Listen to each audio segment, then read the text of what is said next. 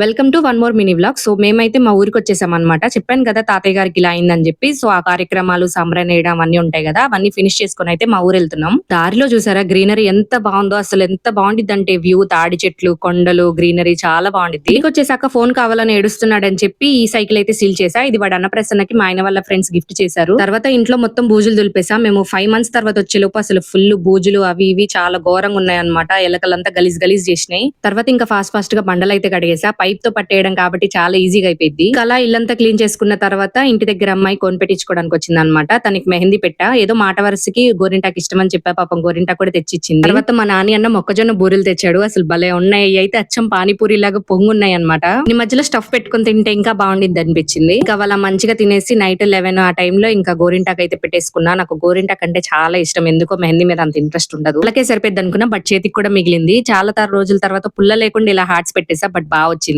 Bye, మళ్ళీ కలుద్దాం.